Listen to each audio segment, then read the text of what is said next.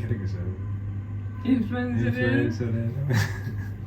Mõtled päris influencer. Palju salvestavad contenti iga päev põhimõtteliselt.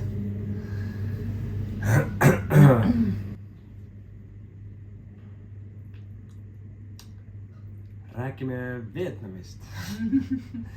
Me oleme juba, Vietnamis olime 6 aega tagasi, aga meil on siiamaani video salvestamata, postitus on küll olemas ja nüüd siia juurde tuleb ka siis video.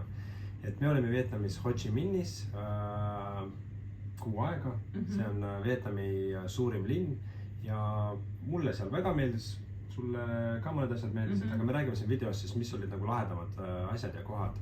Et kõige kihvtim võib-olla oli see meie elukoht, et meil küll lõpuks sai villand elamisest 49. korrusel. Mis oli kõige kõrgem. Kus me üldse kunagi oleme elanud. Ja ka ütles maja kõige kõrgem. Jah, just. Aga selles kompleksis oli mingi peaaegu 20 kõrghoonet. Nendest üks on siis Vietnami kõige kõrgem hoone, 81 korruseline. Ja selle maja nimi on Landmark 81, aga selle kompleksi, elamute kompleksi juurde kuulub selline roheala või selline park, mida ise nimetavad Central Parkiks. Ja see oli hästi kihvt minu meelest. Et seal me veetsime kõige kauem aega vist või ja oli ka mõnus. Iga õhtu olime seal, et seal oli, see on kohe siis Saigoni jõe kaldal, et mõnus selline jahe tuul puhub. Ja seal on nii igasugust tegevust, et sa võid sporti teha, sa võid jalutada, sa võid piknikut pidada, sa võid tuulelohet lennutada, jalutada, tantsida. Seal on hästi palju. Ja seal väga ilus pargiosale Jaapani aed oli ka seal, kus oli tohutult palju neid koikalu, mis oli väga ilusad ja üldse oli siis Jaapani stiilis igasuguseid bonsai osa ja seal oli tehtud. Et väga. Ja seal olid ka tenniseväljakut ja minigolf ja mingid asjad. Ja, et park on tasuta ja hästi populaarne, et Ho Chi Minhis ei ole väga palju selliseid nagu parke. Nii et ta oli väga populaarne ka kohalikes. Just. Ja, et seal ei ole ainult siis nagu turistid, vaid seal on ka siis kohalikud inimesed veedavad aega ja seal see nagu keskplats või selline, mis on nagu muruplats, kus õhtuti oli seal ikka sadu inimesi. No seal oli kas sünnipäeva pidamiseks need sellised nagu putkad või ei saa putka öelda, isegi nagu väliköögid, et isegi grillida ja nõusid pesta sai seal. Ja, just nagu väga lahe, nii et kui Vietnamis või seda Ho Chi Minhis olete, siis see Central Park on seda lahe koht, mida julgeme soovitada. Ja muidugi see kõige kõrgem hoone on ka ilus, et ta on LED tuledes ja särab niimoodi öises valguses väga kena näeb välja. Järgmine ongi pandud mul siin kirja tuulelohe lennutamine, et see pole nüüd vaatamisväärsus, aga meie polnud kunagi varem tuulelohet lennutanud, see oli isegi selline väike unistus ja tuulelohe ise maksis ainult mõne euro, 3 eurot vist oli ja 40. Turult küll ostsime, seal koha peal ei saanud, see oli nagu meil mujalt ostetud, aga seal käiakse lennutamas. Ja, et seal on hästi populaarne, et kohalikud ise käivad seal siis, et seal on mõni hetk, kui on rohkem tuult ja võib-olla ka nädalavahetusel on korraga mingi, ma ei tea, 40 lohet õhus, et tulelohet on see hästi lahe. Ja meile see väga meeldis, nii et kui ei ole lennutanud, siis see on väga hea koht, seal on ka jõelt tuleb alati see tuul, et väga mõnus. Turud. Ho Chi Minhis on 2 turgu, mis on kõige nagu kuulsamad. Üks on siis Hiina turg, mille nimi on Binh Tai Market ja teine on selline rohkem võib-olla nagu turistidele suunatud, see on Ben Thanh Market. Ja see hulgiturg oli lahe. Meile meeldis see hulgiturg isegi, jah. Seal küll ei saanud igalt poolt osta, et seal ostetaksegi või müüaksegi hulgi asju, aga see oli huvitav lihtsalt näha ja seal oli väga vähe turiste ka või peaaegu üldse. Peale meie üks inimene või 2 inimest nägime seal. Ja ta on sellest turuhoonest juba nagu välja kasvanud, et tegelikult seal on mitu kvartalit ümber selle turuhoone ka käib selline kaubandustegevus ja et seal oli see poed ja putkad, nii et aga sealt me saimegi selle tuulelohe ja Miikale jalatsid mingid ja kleite ja mingid asju jah, nii et aga jah, mõni müüja võib ka öelda, et ta ei müü, et ta müüb end hulgi, et seal ongi niimoodi käiakse siis poed või keegi käib ostmas.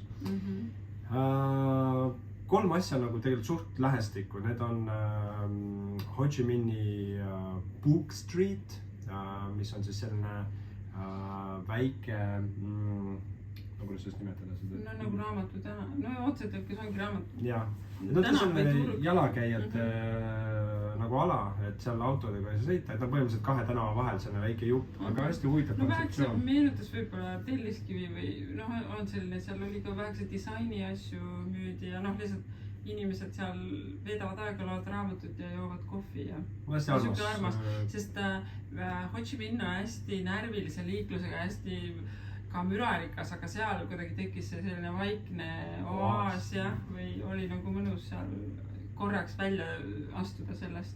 Just. Ja selle kohe kõrval on Notre Dame Cathedral of Saigon, see on siis, ma ei tea, Ho Chi Minhi kõige kuulsam siis kirik on ju, et aga see oli parajasti renoveerimisel, nii et meie seda nagu väga ei näinud, aga see on siis kõige kuulsam selline, ma ei tea, mingi üle 100 aasta vana. Ja kohe selle vastas üle tee on Saigon Central Post Office, siis vana, mis on ka üle 100 aasta vana postimaja, et postkontor ja see siiamaani töötab, et seal on nagu mingid suveniire müüakse, aga seal saab kohe ka saata postkaarte. Ja hoone ise on ka ilus väljast, nii et see, need on kõik puntras nagu lähedas mingi paari minutit kaugusel üksteisest korraga külastada. See mulle väga meeldis, see kohvikute kortermaja. Jaa, see oli väga lahe. Et on olemas kuulus tänav, seal jalakäijate tänav kesklinnas, selle nimi on Nguyen Hu tänav. Selle otsas on vist mingi, kas mingi mitte parlamendihoone, aga mingi hoone, mingi ajalooline. Seal on siis mingi skulptuur, vist oli keegi Ho Chi Minhile või? Ja siis läheb see jalakäijate tänav.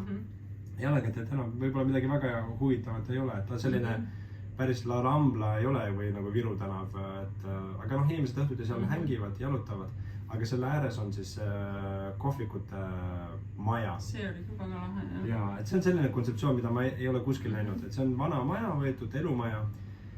Vahepeal, kui ameeriklased olid Vietnamis, siis olid seal mingi ameeriklaste sõjaväelased peatused, hiljem ta oli mingite sadamatööliste maja, aga nüüd on ta lihtsalt vana korterelamu on ümber tehtud kohvikuteks. Väiksed pikad kitsad ruumid, igaüks on siis nagu sahtlid või niimoodi, et iga sahtlis on eraldi siis söögikoht. Jah, igal korrusel mingi 3-4 söögikohta ja väga huvitav selline kontseptsioon.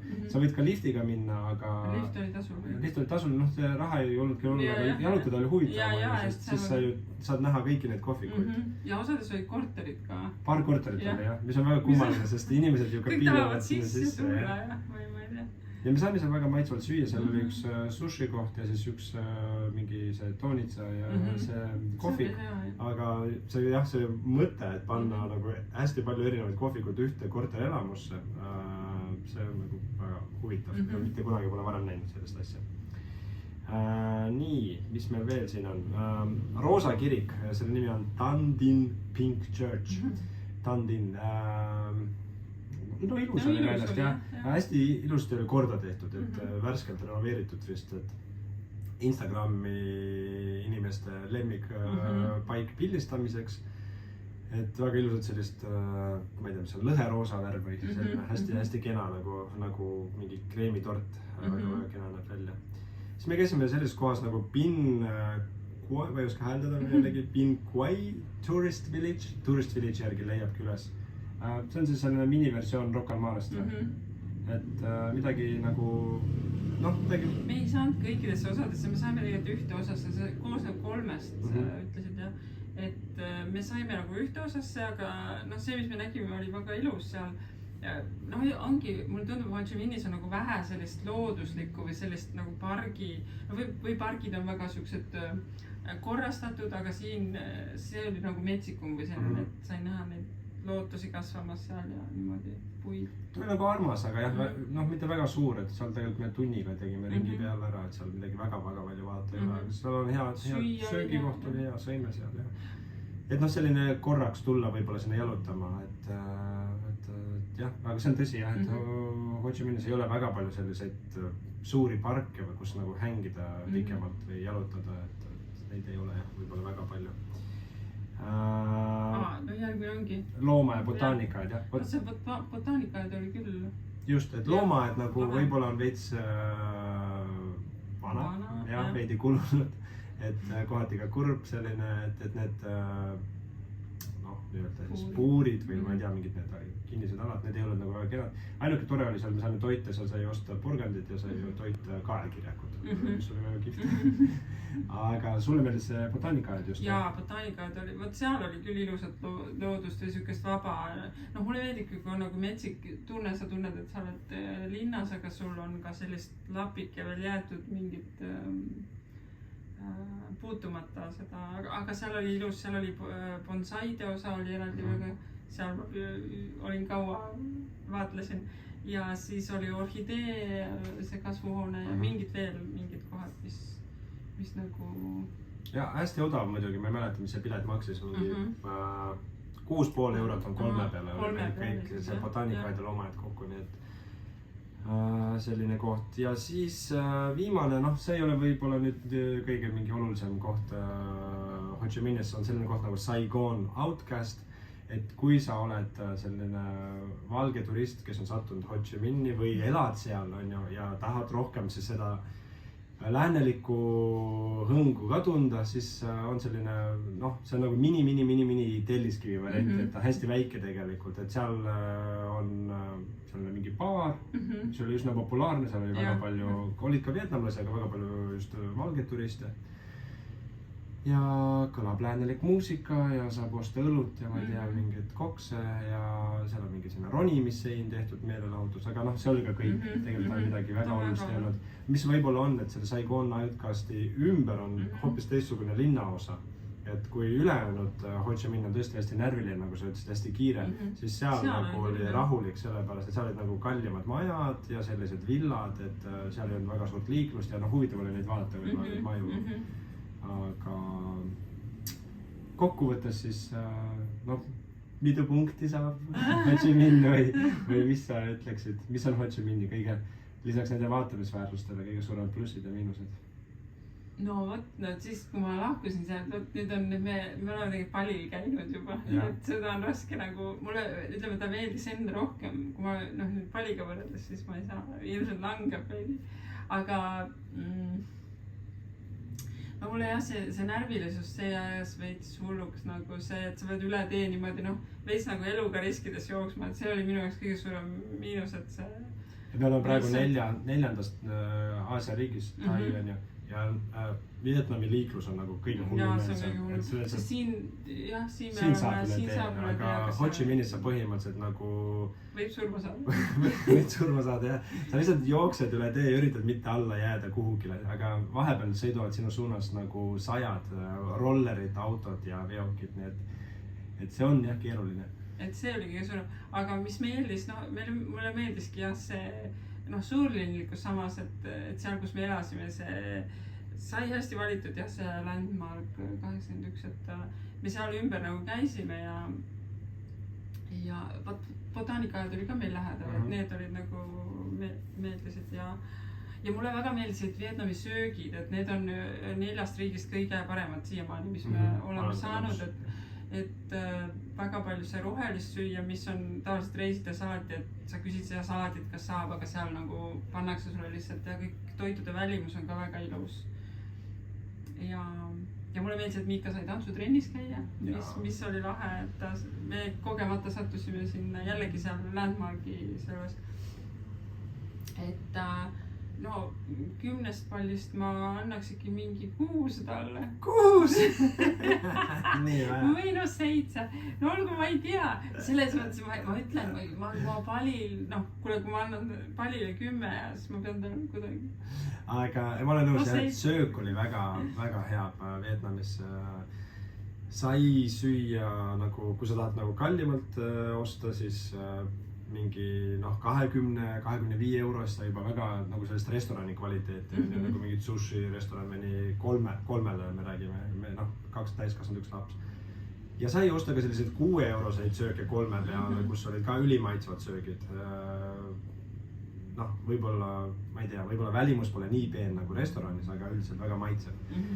Ja selle landmarki puhul jah, et ta on nagu lahe koht selles mõttes, et seal on sellist nagu läänelikku hõngu, aga samas tegelikult sa astud sealt nagu 200-300 meetrit kõrvale ja seal on see tavaline Ho Chi Minhi elu, kus on nagu vietnamlased söövad oma nendes putkades ja istuvad väikestel plastiktoolidel. Istuvad oma väikestel plastiktoolidel ja isegi kusjuures on väga nagu üllatanud näha sind, kui ütleme sellist valget turisti.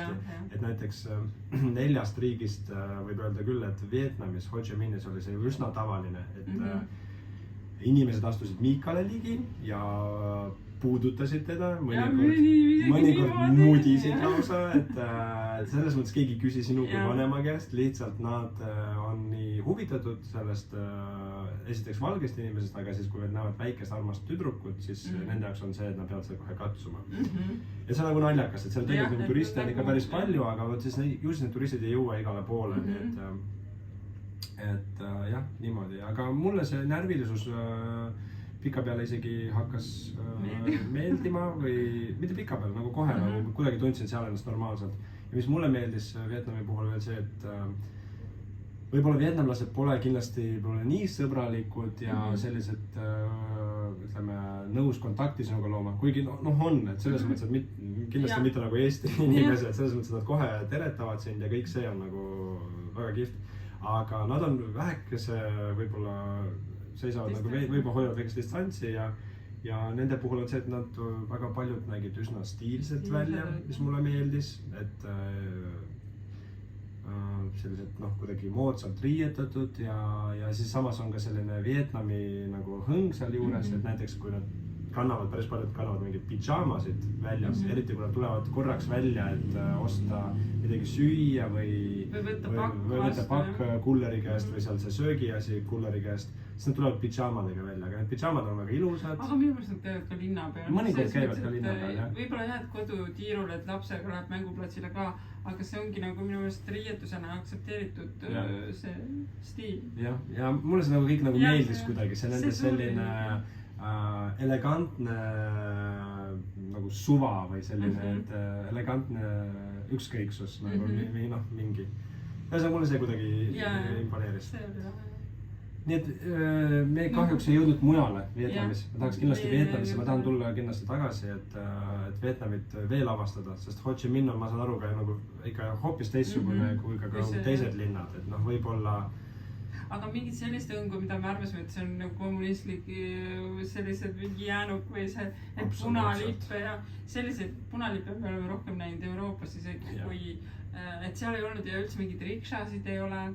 Et siin Tais on esimesed rikšad, mis me näeme, mida me arvasime, et terve Aasia on täis. Et seal ikka väga uhked ja kallid autod sõidavad ja väga palju rollereid. Võib-olla vaat see rollerid tegi ka nerviliseks, et kohe kui rollereid on vähem, tundub liiklus ka rahulik. Hästi palju rollerid, ma olen kuna nii palju rollerid näinud. Aga ütle sina punktid siis, kui palju sina? No ma annaks 10-st. Ei, 10 mitte päris. Mis on üldse 10? Ma tean, aina sul on palli juba ja pallist teeme ka video kohe. Aga no ma annaks mingi tugev 7+, nagu 8. No siis ongi nii. Ho Chi Minh on jah päris minu maitsele linn. Nii, subscribe, like, nagu alati.